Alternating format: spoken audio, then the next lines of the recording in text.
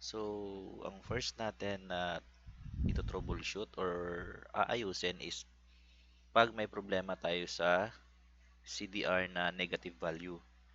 So, sample, tama na tayo, select DV, fund source.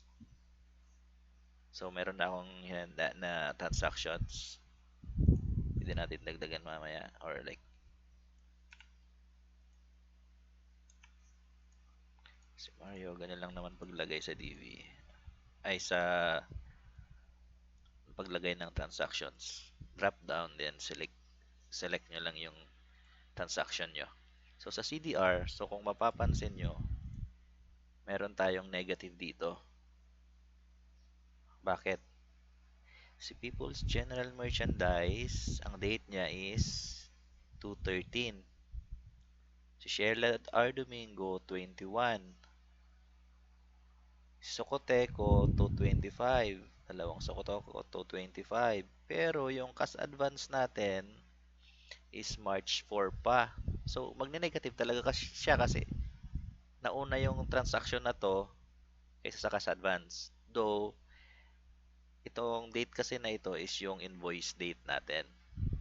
Meaning, um, mas earlier naman siya kasing reimbursement lang siya. So, dapat palitan natin siya ng check date.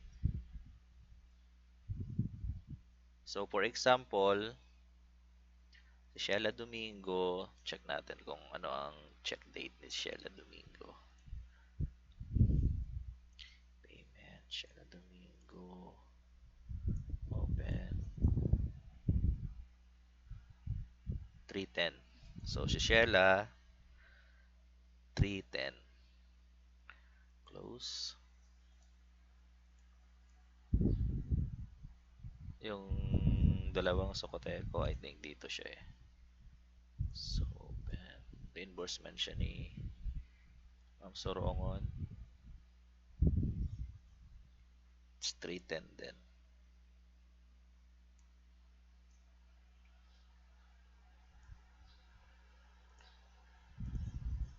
Tingnan natin ah.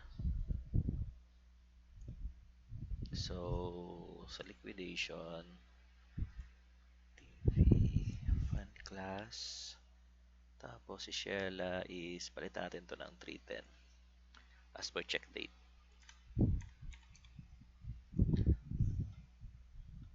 Tapos, sino yung dalawang Socoteco? 310 din. You can copy this one also. So, tingnan natin si CDR. Okay, so meron na lang tayong isa si People's General Merchandise. So, hanapin natin yung check date ni People's General Merchandise. Tama ba yun? Yes. 313.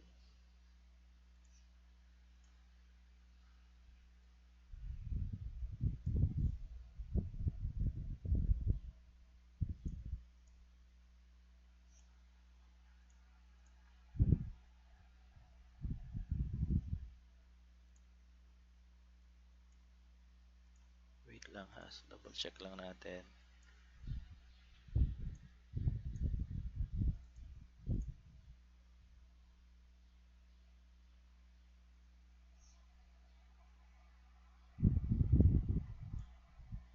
Yung 740. Okay. So, 313 yung liquidation date. So, palitan natin to ng 0313. So, wala na tayong negative ngayon. So, forward, ang balance na natin is 157,484.92. So, pag magli-liquidate tayo ng bago, next liquidation, or eto, dapat yung forward balance is the same ng ending balance ng first liquidation. So, 157,484.92. 187,482. So, balance siya. So, ganun lang pag troubleshoot pag meron tayong negative sa CDR.